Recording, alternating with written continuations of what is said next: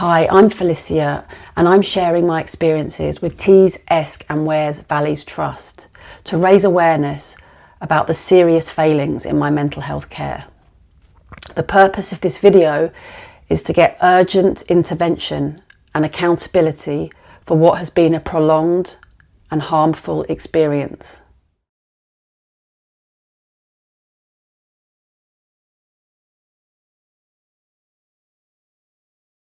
In summary, I have been in a suicidal crisis, a mental health crisis now for 6 years, which has come about as a result of living with unrelenting pain in my head and facial area for 12 years and receiving knockback after knockback after knockback from numerous NHS trusts.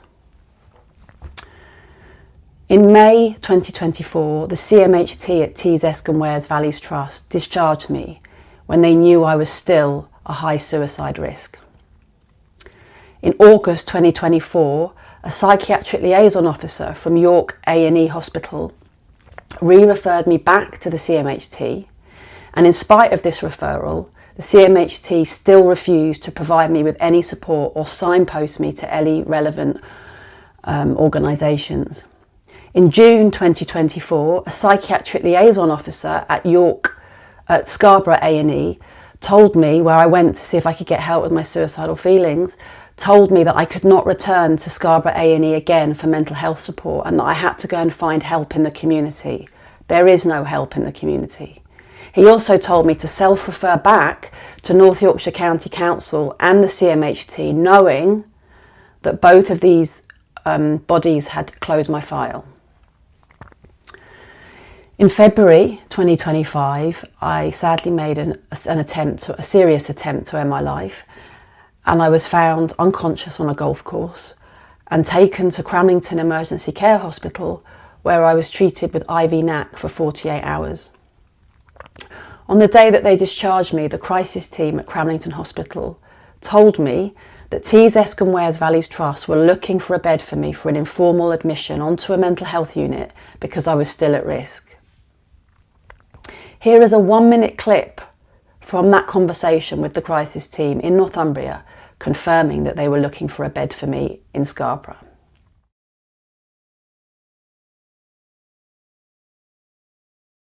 We've had a bit of a chat, We've rang around to different services as well, just to try and get you the best support. We recognise that you're really struggling right now, and that you need some help, and it is concerning about the recent overdose, you took everything in kind of consideration.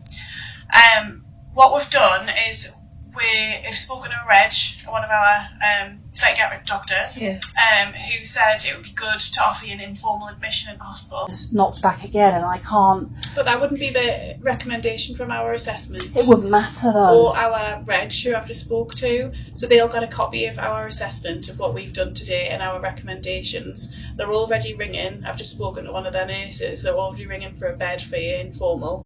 Now the discharge summary also states that Tees, Esk and Wears were looking for a bed for me for an informal admission, but there was no bed. They lied. On the Sunday after I was discharged, Tees, Esk and Wears Valleys Trust told me on the phone, there is no bed, we never said there was a bed. This was a deep, deep betrayal.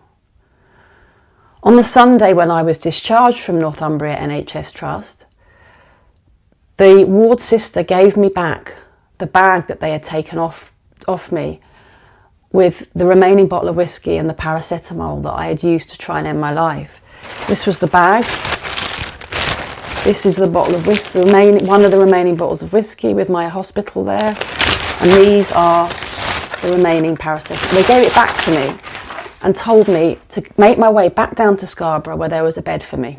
There was no bed. When I did get back down to Scarborough, the crisis team at Tees, Esk and Wears Valleys Trust gave me 5 outpatient appointments at Cross Lane Hospital and then cut off all further support. I am 5 weeks post a suicide attempt. I am still suicidal and they have left me with no follow-up care. They also told North Yorkshire County Council to close down a safeguarding concern because I am highly capable. This did lead to North Yorkshire County Council closing down a safeguarding concern raised by the CQC. So post-suicide attempt, I've not only been left with no follow-up care, I've also been denied safeguarding. This is inhumane. I'm asking somebody from Tees, Escombe, Wears Valley to come out publicly and address the failings in my care and to answer the following questions. Why did you lie to me about that bed? Why have you left me with no support 5 weeks post a suicide attempt when I'm still at risk? What do you expect me to do going forward? Do you want this story to end in suicide? What do you expect me to do? Why did you ask North Yorkshire County Council to close down that safeguarding concern? Well, I kind of know why. Because you're one of the bodies that I need protecting from, safeguarding from. But I'd still like the woman that did it from the 6th of March to come out and explain why she did it. So I'd like you to come out and answer these questions, particularly what do you expect me to do? You know, after waking up from a suicide attempt, the feelings don't go away. In fact, in this case, they've worsened because you've kicked me even harder since waking up. I'm fighting every day against taking my life. I have no support, and I want you to explain to me what you expect me to do. I'm asking anyone who is watching this video who has also experienced mental health failings to please reshare this video, add tags, add hashtags, in raising awareness about the importance of holding these organisations to account for their behaviour. They must be held to account. I really would ask Tees, Escombe, Wears to please come out and explain to me what's happened here with my care and what you expect me to do. Thank you.